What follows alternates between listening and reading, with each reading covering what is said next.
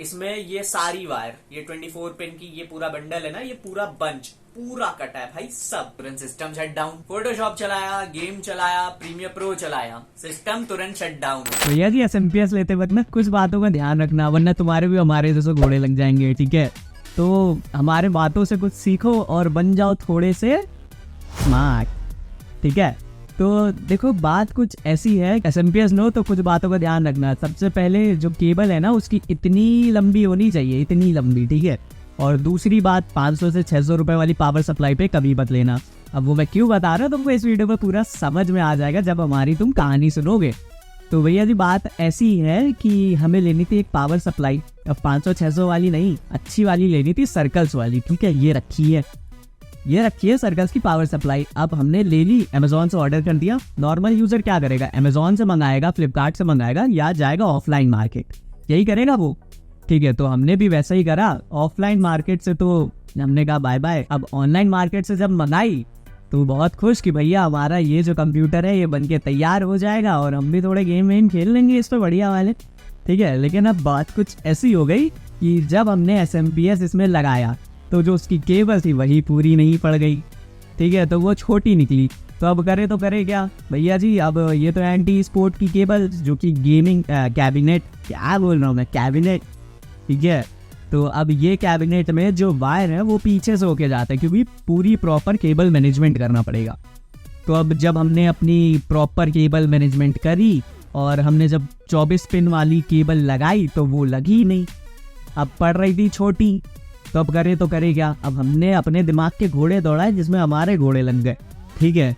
तो अब देखो क्या हाल है हमारे कैबिनेट के। ये है कैबिनेट और इसमें ये सारी वायर, ये 24 पिन की ये पूरा बंडल है ना, ये पूरा बंच पूरा कटा है भाई सब, यहाँ से यहाँ तक का। इतनी लंबी तार हमने कर दी थी पूरी काट के और जोड़ के, ठीक है। तो जो पुराने एसएमपीएस होते हैं उसकी तार निकाल के हमने इसमें जोड़ दी। अब दिक्कत उससे ये आई कि भैया जी जितनी ज़्यादा गांठें लग जाती है ना, मतलब जितने ज़्यादा टाँके लगेंगे तार में उतना ज़्यादा रेजिस्टेंस बढ़ जाता है। तो स्टार्टिंग में तो भैया ये चला खूब बढ़िया से, ठीक है, 3 से 4 महीने अच्छे से चल गया। अब उसके बाद दिक्कत क्या आई, जैसे भाई कोई हैवी टास्क करे तुरंत सिस्टम शट डाउन, ठीक। फोटोशॉप चलाया, गेम चलाया, प्रीमियर प्रो चलाया, सिस्टम तुरंत शट डाउन। तो अब हमारा दिमाग खराब हुआ। मुझे लगा हो सकता हो कुछ डस्ट वस्ट आ गई होगी या काफ़ी ज़्यादा पुराना सिस्टम हो जाता है, डस्ट की वजह से जो सिस्टम पूरा प्रॉपर एयर का वेंटिलेशन नहीं होता है, उस वजह से हो गया होगा। तो हमने पूरा खोल खाल के साफ़ कर दिया। अब की बार भैया कुछ ऐसी प्रॉब्लम हो रही कि सिस्टम जो है ना बूट ही नहीं कर रहा, जैसे ही बूट करे तुरंत शट डाउन, ठीक है। अब हमने दूसरा एसएमपीएस लगाया तो तुरंत चल गया।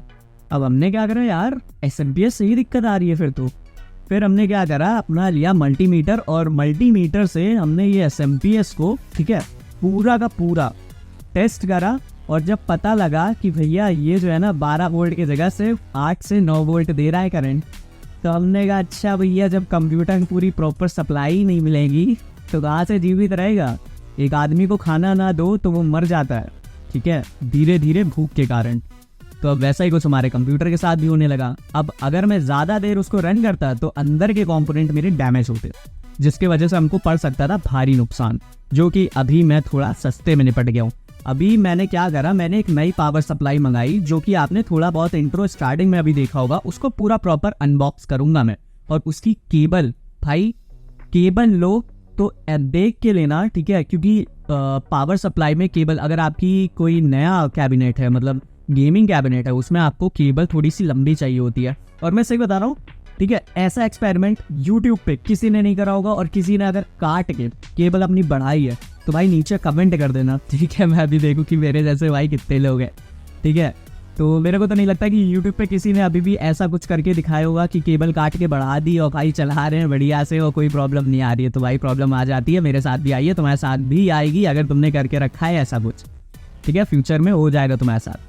तो भाई देखो सबसे पहला पॉइंट ये है ना कि अगर कोई भी एसएमपीएस ले रहे हो तो उसका केबल देख लेना भाई, इनफ वो लंबी है तुम्हारे कैबिनेट के हिसाब से, ठीक है। यूट्यूब पे जाना, उस कैबिनेट उस एसएमपीएस के बारे में सर्च करना और उसकी केबल कितनी लंबी है इस चीज़ का पूरा देख लेना, वरना बाद में दिक्कत हो जाएगी। और दूसरे नंबर का, ठीक है, कोई भी 500 से 600 रुपए वाली तुम SMP मत लेना, क्योंकि कैपेसिटर्स जो होते हैं ना वो एक टाइम पीरियड के बाद में वो उतनी पावर एब्जॉर्व करके नहीं रख पाते हैं। उसके अंदर एक केमिकल होता है, मेरे को ध्यान में नहीं आ रहा है अभी, और वो धीरे धीरे सूखने लगता है।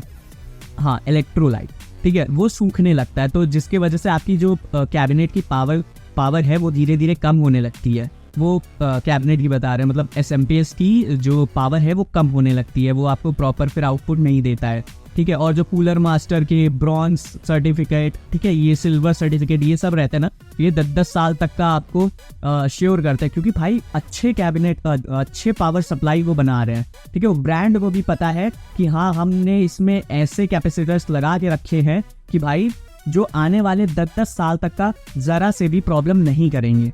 तो भाई वो ले लो, और नहीं ले सकते हो तो कम से कम एक 2000 से 2500 तक का के तुम ये SMP तो लो ही लो, ठीक है, एक अच्छी वैल्यू सीरीज के लो।